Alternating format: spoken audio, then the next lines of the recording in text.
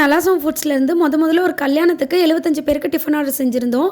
காலைல 7 மணிக்கு டெலிவரி கேட்டிருந்தாங்க. நான் வீட்டில் எப்போவுமே பிரம்ம முகூர்த்தத்தில் விளக்கு போடுவேன். போட்டு 4:30க்கு தான் பாப்பாவை எழுப்பி கூட்டிட்டு கிளம்புனேன். இந்த மாதிரி ஆர்டர் டைமில் பாப்பாவை எழுப்பி கூட்டு போகும்போது தான் கொஞ்சம் கஷ்டமாக இருக்கும். நான் நாளே இப்படி தான் பண்ணுன்னு சொல்லிட்டு எல்லாத்தையுமே எழுதி வச்சிருவேன். அதை ஹஸ்பண்ட் கிட்ட கொடுத்துட்டேன். அவரும் சிஸ்டரும் 3 மணிக்கே எழுந்து போயிட்டு மஷ்ரூம் வெட்டுறது, வெங்காயம் வெட்டுறது, உருளைக்கிழங்கு வேக போடுறது, பருப்பு வேக போடுறதுன்னு எல்லா ஒர்க்குமே முடிச்சு வச்சிட்டாங்க. அதனால நான் போனோடனே எனக்கு சமைக்கிறதுக்கு ரொம்ப ஈஸியாக இருந்தது. ஹஸ்பண்ட் ஊத்தப்பம் எப்படி போடுன்னு சொல்லி கொடுத்தாங்க. சிஸ்டர் அதை பண்ணிட்டு இருந்தா. அவர் பூரிக்கு தேய்ச்சிட்டு இருந்தாரு. நல்ல மணக்க சின்ன வெங்காயம் நெய் தாளிச்சு கொட்டின சாம்பார், தக்காளி கடையல், பட்டாணி உருளைக்கிழங்கு போட்ட மசாலா, வரமிளகாய் போட்ட தேங்காய் சட்னி, சுட சுட பூரி, ஆனியன் கேரட் பொடி ஊத்தாப்பம், அப்புறம் தலப்பாக்கட்டி ஸ்டைலில் மஷ்ரூம் பிரியாணி. கூடவே என்னோட பர்சனல் ஃபேவரட் கேசரி, முருகலா வடை 2 இட்லியும் கொடுத்துருந்தோம். அதோட விலை 140 ரூபா. ஆட்டோவில் ஆன் டைமுக்கு ஏற்றி அனுப்பிட்டு எல்லா ஐட்டமே கொஞ்சம் டேஸ்ட் பண்ணி பார்ப்பேன்.